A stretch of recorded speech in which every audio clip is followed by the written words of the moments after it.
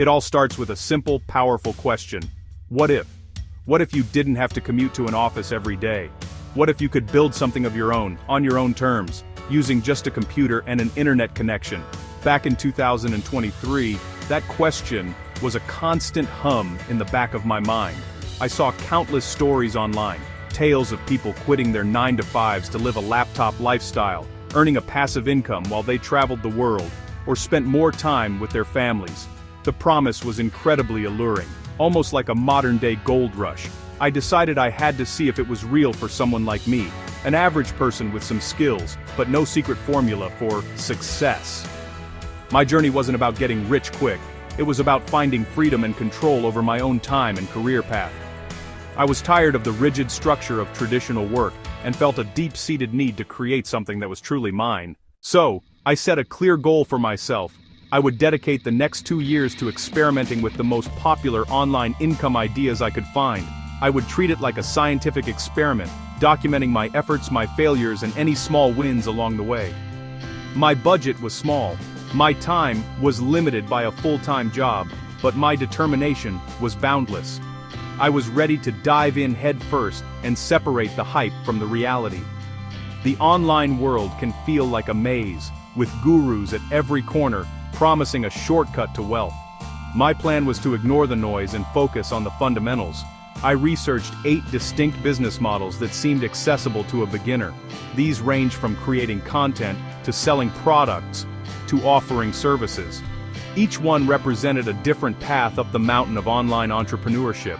I knew that some paths would be dead ends, some would be steep and treacherous, and hopefully, 1 or 2 would lead to a sustainable source of income. This essay is the story of that journey, the unfiltered truth of what I tried, what flopped, and what finally started to work. My first foray into the world of online income was with affiliate marketing. The concept seemed almost too good to be true. You recommend a product you love, someone buys it through your special link, and you earn a commission. No inventory to manage, no customer service to handle, just pure, simple promotion. I decided to build a small blog around one of my passions: home coffee brewing, espresso machines, coffee grinders, fancy pour-over kits. I already owned some of the gear, so I could create authentic, hands-on reviews. The plan felt solid, and I was excited to get started on what seemed like the easiest path to passive income. I spent weeks writing detailed reviews, taking crisp photos of my coffee setup, learning the basics of search engine optimization to help people find my articles. I signed up for Amazon Associates, and a few other affiliate programs from specialty coffee brands. I hit publish on my first few posts and waited for the clicks to roll in. The first month my affiliate dashboard showed a grand total of $0. The second month was the same. I was getting a tiny bit of traffic, but no one was clicking my links, let alone making a purchase. Why would anyone trust a recommendation from a brand new, unknown website? I had no audience, no authority, and no relationship with my readers. I was just another anonymous voice on the internet shouting, "Buy this." I learned a hard lesson early on. Affiliate marketing isn't about dropping links. It's the final step in a long process of building an audience that knows, likes, and trusts you. Knows you, likes you, trusts you. Without that foundation, affiliate links are just digital decorations on a blog post that nobody reads. My coffee blog was a ghost town, and my earnings reflected that. After 6 months, my total earnings from affiliate marketing were $4.37. It was a humbling and crucial failure. It taught me that none of these online income ideas work in a vacuum. They are all built on the same non-negotiable foundation: an audience. You need to provide value first, consistently and generously, before you can ever ask for a sale. The Siren song of easy affiliate money had led me straight into the rocks of reality. I decided to put the coffee blog on hold, not as a complete failure, but as a lesson learned. My next attempt would have to start with building the audience first. Armed with my newfound understanding of the importance of an audience, I shifted my focus. I decided to lean into a skill I already had from my day job: creating effective presentations. I knew that many professionals struggled to design slides that were clear, engaging, and professional. My idea was to create simple, elegant PowerPoint, keynote templates, and sell them as digital downloads on a platform like Etsy. This felt more direct than affiliate marketing. I was creating a tangible product that solved a specific, painful problem for a specific group of people. The barrier to entry was low, and I could start with just a few template designs. I spent a few weekends creating 5 distinct presentation templates. One was minimalist and corporate, another was bold and creative. A third was designed for academic presentations. I carefully crafted the product listings on Etsy, using keywords like professional PowerPoint template, modern keynote design. I priced them competitively at around $15 each. Within the first week, I made a sale. It was an exhilarating feeling, you know. Over the next few months, sales trickled in consistently, amounting to about $100 to $150 per month. It wasn't life-changing money, but it was proof of a working concept. The success of the digital downloads gave me the confidence to try the next logical step. And then, in the dag we anbominsten, danser, algergandan, ennan, andandran online course. While the templates helped people with the design, I knew the bigger struggle was often with the content and delivery. I decided to create a small, beginner-friendly video course called Presentation Confidence in 7 Days. I planned out 7 short modules, covering everything from outlining a talk to managing public speaking anxiety. I recorded the lessons using a simple webcam and microphone, focusing on clear, actionable advice rather than high-end production. I hosted the course on a platform called Teachable, which made the technical side incredibly easy. Launching the course was much harder than selling the templates. I had a small email list of about 200 people who had bought my templates, and I announced the course to them first with a special discount. About 5 people signed up, which was both exciting and a little disappointing. I'd spent over 100 hours creating the course content, and the initial return was modest. This taught me another critical lesson about leverage. While the digital products were generating a small, semi-passive income, I wanted to find a way to make more significant money more quickly. I realized the fastest way to generate online income is often the least passive, trading your time and skills for money. This led me to 2 experiments: virtual assistant, freelance writer. They weren't my end goal, but a way to earn while I learn. A practical move to build capital and experience. First, virtual assistants.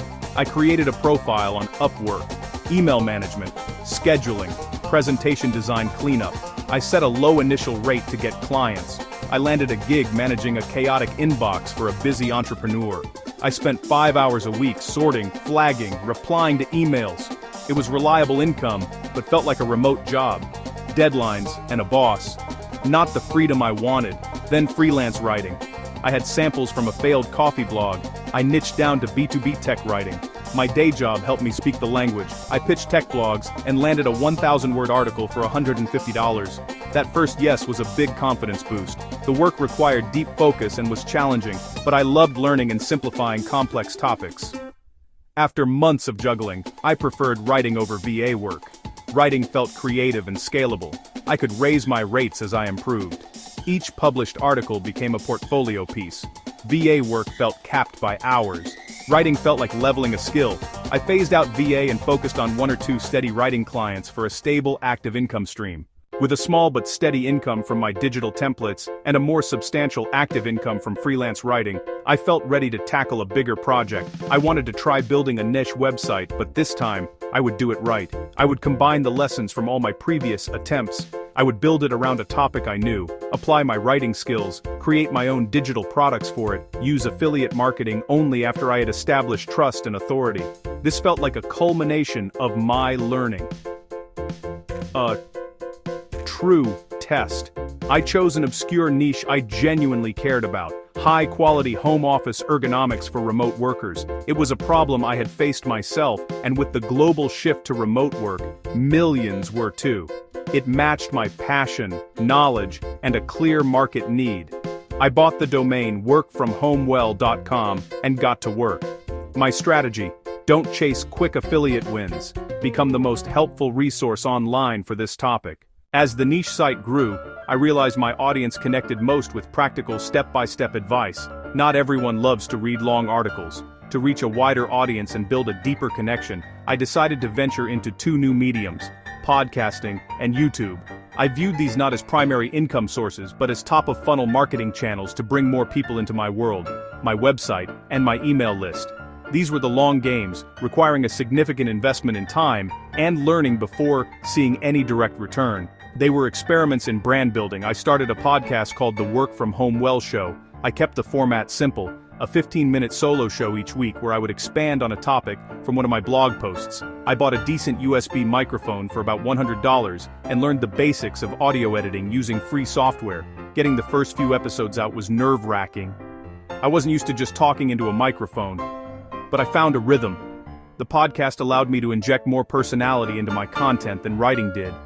I ended each episode directing listeners to my website to download my free checklist. That helped grow my email list even faster. Next, I tackled YouTube. It felt like the most intimidating platform. It required not just audio, but video skills. I started by creating simple talking head videos that repurposed my blog content and my podcast content. I set up my smartphone on a tripod in my home office and talked directly to the camera, explaining concepts like desk posture and cable management. Production quality was far from perfect, but I focused on being helpful. My first videos only got a handful of views. It was discouraging, but I reminded myself this was a long-term play. My goal wasn't to go viral, but to build a library of useful content that would be discovered over time. Neither the podcast nor the YouTube channel made any direct money for the first year. They weren't monetized with ads. I didn't seek out sponsors. Their value was indirect but powerful. Listeners and viewers would tell me they felt like they knew me. That deepened the trust I had worked to build. When I recommended a product or launched a new digital guide, these were the people most likely to buy. They had a stronger connection to me and my brand. Podcasting taught me the most valuable online currency isn't money, it's attention. YouTube taught me it's trust. These platforms were expert machines for building both. Today is February 15, 2026, and looking back on 2 years of experimentation, a clear picture has emerged. The journey to a sustainable online income was not a straight line, but a winding path of trial, error, and gradual learning. The get-rich-quick schemes, like my initial attempt at affiliate marketing on a standalone blog, were a complete bust because they skipped building an audience that trusts you. What actually worked was a multi-layered approach I call the value engine. A niche site hub with long-form value and SEO, content channels like podcast and YouTube to deepen relationships, all feeding into my email list, my most valuable asset, and then diversified income from my own digital products and affiliate recommendations I truly use and believe in.